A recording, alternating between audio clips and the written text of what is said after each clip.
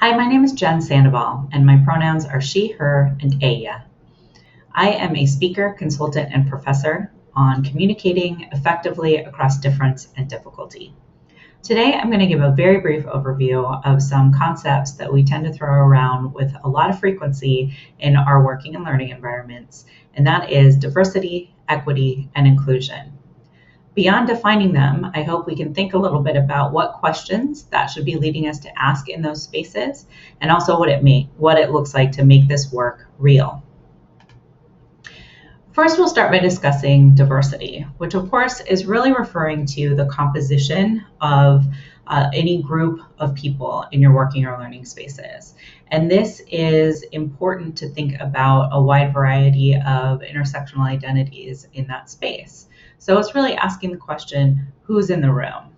Now, you'll hear me say throughout these explanations that I think we need to also be asking questions very much about what that actual room looks like and how we need to change the structures in which we are measuring things like difference. Equity is really looking at those structures and systems in place and looking at whether or not somebody's identity, the very identities that we're measuring to look at difference, are affecting the way that they experience that structure or that organization.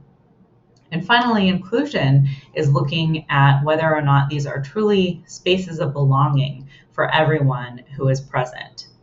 It takes a lot of work to make these real in an organization and to think about what it needs to look like.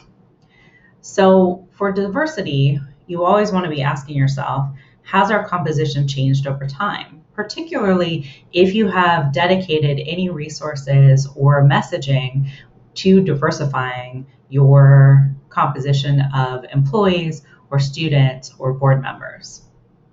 Inclusion is going to ask, has everyone's ideas been heard? How do we bring people to the table? And again, I would ask, should we be changing that very table? And equity is going to ask, who's trying to get into the room but can't?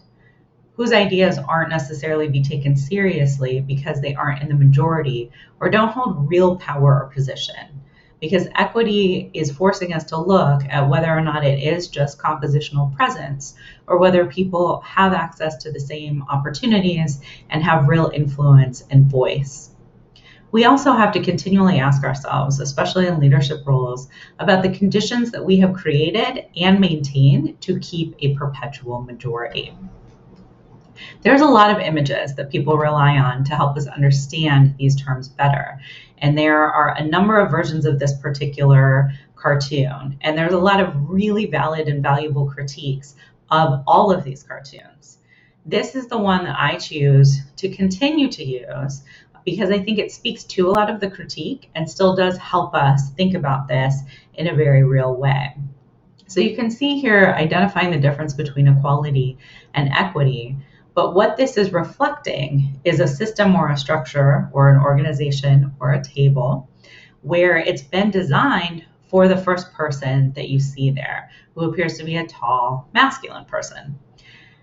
So it is very much about those structures, and we shouldn't focus so much on the individual differences. Differences matter, and we should value them and celebrate them. But what we should be asking ourselves is, why is that fence there in the first place?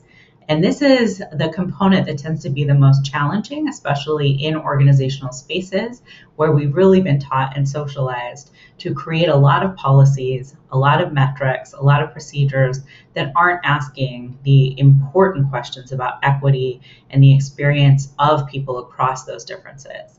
It takes a lot of innovative thinking to really imagine a world where we can eliminate the fence instead of just finding a way for people to get up a ramp to see over a fence. So I hope that helps you start to think about what that can look like in the spaces you're leading as well. When we talk about making this real in the workplace, there are a few things that we always want to consider. And a lot of these are reflective of individual behaviors that we can employ to drive change. And especially for those of you who are wanting to shift any attempts to be allies towards truly being accomplices and putting yourself on the line for Black, Indigenous, and people of color and other minoritized and marginalized folks in your space. We need to listen first. We need to seek first to understand and then to be understood. And we need to be reflective about the biases that exist within us, reflective about our assumptions about how things should work, and reflective about the mistakes that we've probably made along the way. And then we need to work to repair damage. It's not enough to apologize, and many apologies are so empty. And I think we all can think of really good examples of that. But we actually want to take action to make repairs and not make the same kind of mistakes again. It's important to ask better questions and to think through what it is that we should know and what questions we should be asking in order to make better business decisions, better relational decisions, and change our actual climates and cultures. And we absolutely need to talk about the importance of accountability. It is essential that at every level of your institution, your organization, or your school, that you are thinking about how people are held accountable for harm, and to start prioritizing the harm that is done over the intentions of people who might make mistakes. And finally, in order to drive any of this, we have to speak up, but we do not speak for. And those of us who have more positional or identity privilege should absolutely be constructing and making sure that these spaces are real for other voices that aren't necessarily amplified in a lot of the places and conversations that we're having in the workplace. I hope this quick introduction has given you some food for thought and that you can start to think about it in your own context. If you have any questions or want more resources, please feel free to reach out. Be well.